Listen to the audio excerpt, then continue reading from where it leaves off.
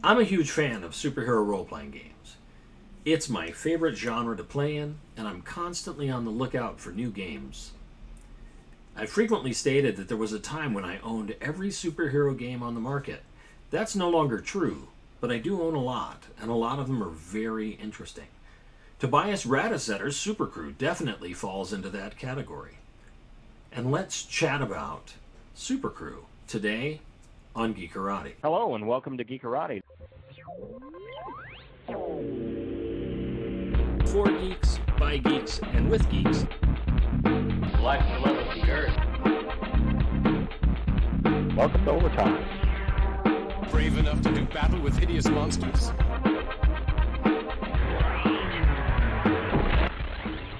I am Sinistar. Hi, I'm Christian Limke. I'm your host here on Geekarati. Please like and subscribe if you enjoy the content that I put out. I'm a little different than other content creators on the market in that I always try to stay truly topical. So let's chat about Supercrew today. Every now and then, there comes along a product that manages to simultaneously appeal to several of my obsessions. The Supercrew role-playing game by Tobias Radisetter is one of those products. The game combines my interest with the indie game movement with my obsessive need to own every superhero role-playing game ever published. As numerous rereads of Superhero 2044, which I've reviewed in the past, prove to me time and time again, the targets of my obsession do not always lead to highly playable experiences, but they often lead to new insights that are worth remembering and worth keeping in mind as we move forward, or as I move forward as a gamer. The superhero genre itself features characters of near unlimited potential and who possess a vast array of capabilities. Any game designed to emulate the feel of that source material faces a daunting challenge. After all, how does one design a game that can simulate an almost infinite collection of powers and abilities, yet is also as fast and exciting as the source material being emulated? It's not easy to do. And it's one of the reasons that some successful superhero systems were also successful universal systems. For a while, it seemed as if all decent superhero games or superhero systems were also universal systems. Games like Champions could be easily adapted to any other setting. The same is true for DC Heroes, and the Marvel rule set from TSR early in the day, as fast and fun as it is, could easily be adapted to fantasy or other settings without much of a hitch. The independent game movement, though, which features games like Capes, finally proved that being universal wasn't a necessary condition of a superhero game, and that games could be designed based on emulating the feel of comic books rather than emulating granularly the physics of them. And this brings me to the design philosophy behind the game Supercrew. Capes, a game I've mentioned just moments ago, is a superhero game that emerged from Ron Edwards' narrative-focused game design community on the indie games forums at The Forge. This community was responsible for the development of a lot of story games that ended up influencing a lot of what's still going on in the indie gaming space, with games like Apocalypse World, which itself was influenced by Inspectors, Blades in the Dark, and Critical Role's Candela Obscura. Design choices in these games focus more on how a particular mechanic can help create a collaborative playing story rather than a quantified gaming representation of reality. Often these games empower player agency so much that they become GM-less games, games without a game master. To be reductive for a moment, or to use kind of niche terminology, story games have a narrativist rather than a gamist focus. The GNS design rubric that discusses the tension between gamist, narrativist, and simulationist games builds upon the ideas of older discussions of game design and play intention, such as the fourfold way of FRP posited by Jeffrey A. Johnson in issue number 11 of Different Worlds magazine back in 1980. You can see by the fact that that's a discussion in 1980, these are not new conversations to be had, but they are further refinements of existing long-standing conversations. Supercrew sides very heavily on that narrativist approach to the superhero genre in its design choices.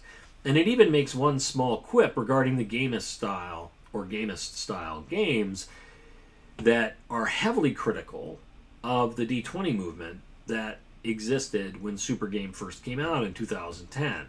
And it presents its rules in a very narrative format. The Supercrew role-playing game is a small 30-page rule booklet that presents the rules in a comic panel format. It's really actually very interesting how they do it, and you can have a quick look here. The rules are being described as comic book panels. The first game I remember to attempt this approach was the highly criticized, by most critics anyway, He-Man and the Masters of the Universe game that you see behind me, published by FASA in the 1980s.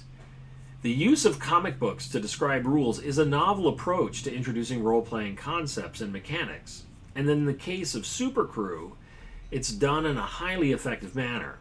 The rules are presented in a logical and an engaging way. They are also easy to understand, making the game a potentially great introductory role-playing game, in addition to its potential use as a narrative RPG for experienced gamers. Supercrew begins with an interesting premise and central game concept, as a game within a game.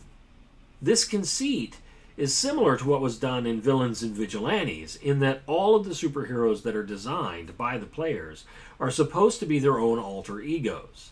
As the game explains it, the players play superpowered versions of themselves. Each adventure starts with them playing a role-playing game when they hear some kind of emergency that they have to stop. You heard that right. The players are playing characters who are playing a role-playing game. And that game gets interrupted and needs the player's superheroic intervention. Well, the conceit of players and characters as alter egos reminds me of the character design system of Villains and Vigilantes, both in the revised version and the original version. There's a subtle distinction that makes Supercrew's approach novel. This distinction comes where the rules describe Super Game as a game where the characters have shown up to play an RPG. I know it's small, and I know it's a subtle distinction, but these players have had their game interrupted. And this had a couple of wonderful uses come to mind even before I read a single rule in the rulebook. To be fair, it also signals that the game might be designed for more one-shot play than campaign play. But it is a fun conceit, and this focus on one-shot play rather than campaign play is demonstrated in the fact that the main rulebook also lacks a character advancement system. But every group has players who show up late and cannot make it to a particular session. If your group is playing in a long-term campaign, you often don't want to continue the adventure without a player who's missing, as it could make that player feel left out, as their characters don't earn as many experience points as the other players in the game or as the other characters in the game, but also they might miss out on key plot points and moments that are really engaging for their fellow players. You also have to consider the feelings of those players who did show up. They are there to have a good time and to play a game. If your group agrees to use Supercrew as a backup campaign, its central conceit is perfect for these occasions. Let's say Jim or Nancy don't show up to your regular D&D game. You begin the session as normal, when we last left our heroes, but somewhere in the middle of the first encounter, you do your best radio static impersonation and blurt out, "News alert! Baron Ravenblood and Persecutus are holding the city hostage, threatening to destroy the gas company building unless the mayor wires $1 billion into their bank account by 3 p.m. Stay tuned for partial excitement." The players grab their Supercrew character sheets, and their characters excuse themselves from the D&D game to fight crime and to fight for great justice. That sounds like a lot of fun to me. But does the game system work? It's a big challenge to do a narrativist system to represent superhero games. How well does Supercrew do? Characters in Supercrew are constructed using 3 main abilities and 3 tricks, which are a particular use of these abilities that have smaller effects in-game and cannot be used as often as the powers themselves. The powers are ranked from 3 to 1 in order of power. 3 is the most powerful ability, 2 is the most frequently used ability, and 1 is the least powerful ability that the character has. It doesn't sound like a lot of powers to give a character, but actually, this is a fairly robust system. For example, say I want to make a character based on everyone's favorite flight, invulnerability, and super strength character. To avoid copyright attorneys coming to harass my game group or Hasbro sending the Pinkertons to bother me, I decide to name my character Superior. I give the character the following powers: heat vision, inert Gaussian physique, and flight. I state that heat vision is Superior's most potent ability, as often is described in the comic books being Superior's counterpoint's most powerful power, although I rarely find people who believe that to be the case, though I would say that maybe they should read the issue where this particular character and Ambush Bug switch personalities. I give that a rating of 3. Inert Gaussian physique, which is Superior's most frequently used power, is given a rating of 2. And finally, I give flight a rating of 1. Now, inert Gaussian physique is a broad descriptor that encompasses super strength, super speed, X-ray vision, super breath, and invulnerability. There's no reason to quantify each of these individual powers, as would be done in a more granular game system, since the broad descriptor's effectiveness is determined by the associated rating. What matters here is that the average use of any power there gets to roll 2 dice for success instead of 1 or 3. It's the average thing that I do. The effects of powers are determined by the roll of ordinary 6-sided dice. The player rolls a number of dice equal to the ability's rating. Those dice that come up 4 or greater are considered successes. Lower results are considered failures. So you see, the more dice you roll, the more likely you are to get at least 1 success, with the minimum being only a 50-50 chance of success, which fits with a superheroic setting. The underlying mechanical system is similar to the basic structure of Burning Wheel or White Wolf's World of Darkness systems, where pools of dice are rolled and successes are counted based on the results of individual dice. Supercrew does have what we in the game playing industry call exploding dice. Any die that comes up as a 6 adds an additional die to the pool, which then gets to be rolled for additional successes. But the rules are not specifically clear as to whether those bonus dice also explode on a 6. That's a place where the game could also improve. The game enforces the use of ineffective powers, for example, for my character, flight, and limits the use of more potent powers, in my case heat vision, by requiring that heroes spend hero points in order to activate their level 3 power. The only way to acquire hero points is either to use your rank 1 power, so I have to fly in order to later be able to use the heat vision. And in using that flight, I have to be using that flight to resolve an entire action. I cannot just say I fly, because unless there's a challenge to that flight, it's automatically successful. Superior can fly without needing to roll dice, but Superior cannot solve a problem without rolling a die to attempt to solve that problem, and if using flight to solve the problem, only gets to roll 1 die. The only other way to acquire a hero point is to be knocked out in battle. Each of these choices, either using your level 1 power or being knocked out, gives you 1 hero point that may be spent later on to activate your rank 3 power. It's an elegant design choice that undermines overt power gaming, where players would maximize abilities to tweak a game system in their favor and hold more power than other gamers in the system.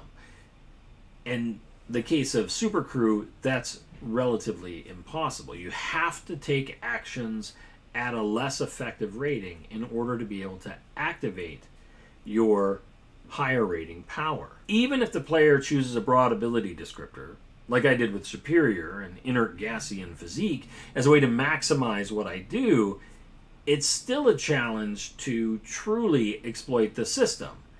And this is because how an ability is used is determined when the player describes what they are doing using the broad descriptor.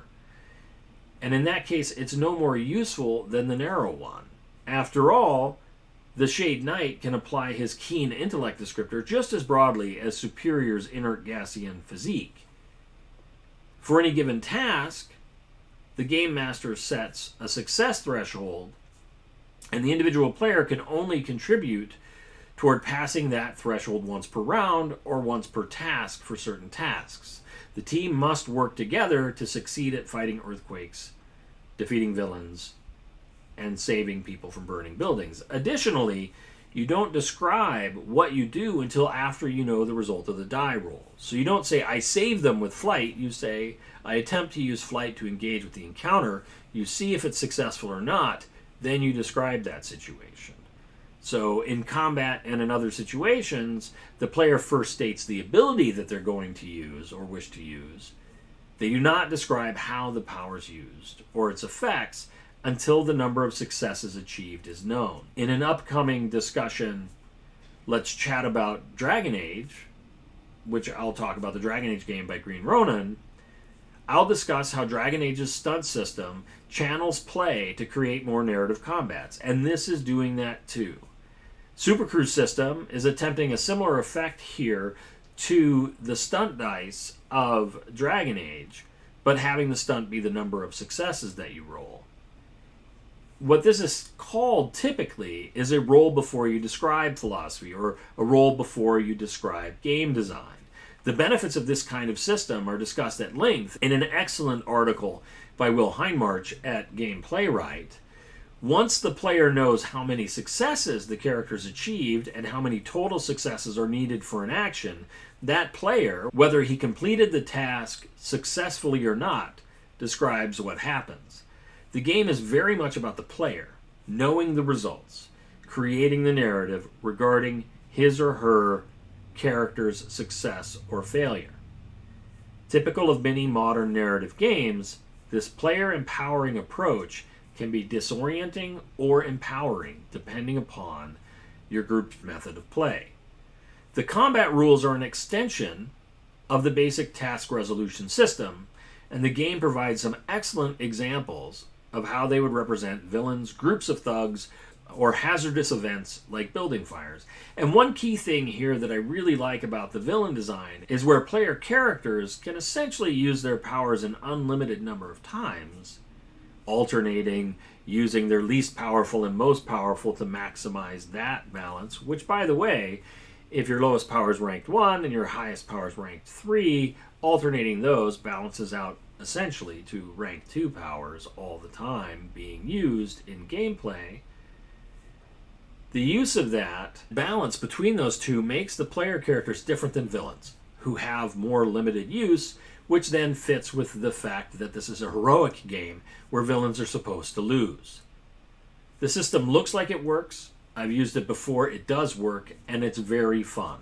It's simple, but able to simulate a broad array of activities. It is what designers, or what I often call, a robust system. Robust it may be, but that doesn't mean it's free from criticism. I have 2 major and 1 minor criticism of Supercrew. While the game provides some examples of how they would represent villains, thugs, and hazards, the game provides no guidelines or benchmarks to help the game master. Experienced game masters may not technically need these in order to run a game, but they would be exceedingly helpful.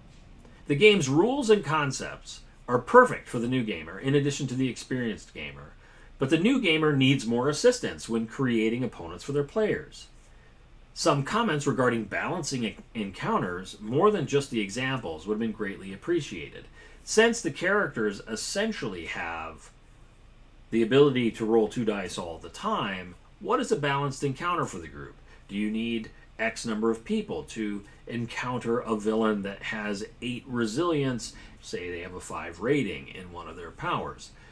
These are all questions of balance and design and intention that aren't answered in the rule set.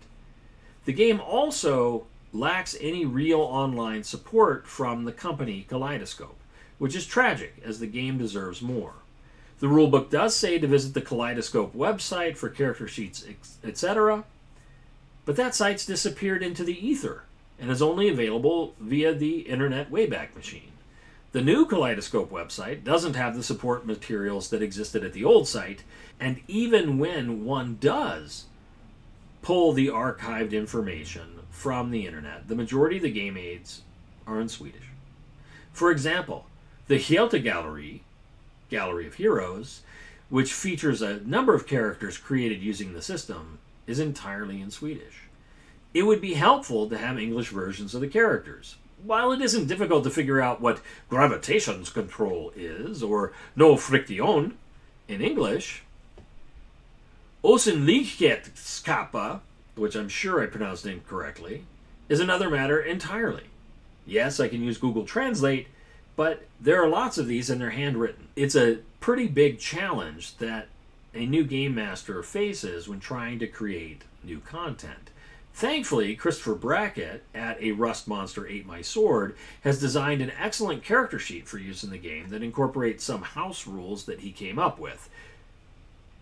But that PDF is also lost to the ether, and if you want access to it, you can check out the post that I'm doing simultaneously with this video over at my Substack, geekaratemedia.substack.com, in which I'll provide every single resource that I'm talking about for this game, hopefully making Geekarati the one-stop shop for your Supercrew gaming needs. I'm going to provide the PDF copies of the original and the Rust Monster character sheets, as well as the Rust Monster house rules. Lastly, and this is a minor quibble, the game's prose isn't quite funny enough. I would have liked more jokes. Given the entertaining cartoony art in the rulebook, some more jokes would have been appreciated. Maybe it's just the translation that lacks the humor, but I would have liked more. The book has a good and interesting art style that reminds me of Mike Parobeck, and I would have liked to see humor that matched the Mike Parobeck books of the early 1990s. As much as there's not official support material, there is additional support material from a small, I won't quite say committed gaming community, but a small gaming community that did provide some good materials for us to use today. Christopher Brackett, as I mentioned, also designed house rules in addition to his character sheet to expand the game and create rule for more campaign-style play than the main rulebook does. I think those house rules do need a bit of work, and I'll be covering and refining them in posts on my Geekarati Substack over time as I get some chance to play with them, because I do think that those house rules and this game itself is worth developing.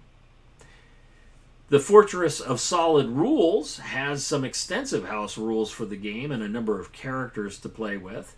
The Supercrew Papers on Google Sites has some wonderful assets, as does Flintlocks and Witchery at Blogspot, which had a review of the game that provides links to even more resources. So the game isn't without some fandom. It's not a large fan community, it's not an active fan community, but it is a fan community that created useful content for us to use in our games at home.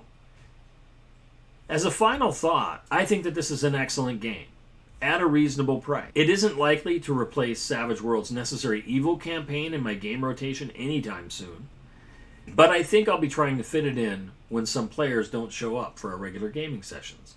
I'll certainly be playing around with the house rules to see where I think they can add some depth to the game. On a side note, since I've been talking about early role-playing games, and this is a more recent game, I really wish some of the early professional efforts were as clearly explained and thought out as this gem is. And it really is a gem. Check out Supercrew. And while you're at it, maybe provide me with your thoughts on an overlooked superhero role-playing game that works in ways that you hadn't expected and that you want other people or me to check out and examine. Go ahead and comment at the Substack or on the YouTube channel to let me know what you think about that. Thanks a lot, and I'll see you next week when we'll chat about something else. Shall we play a game? This geek of technology. He's a Highlander, by God. Strange game. The only winning move is not to play.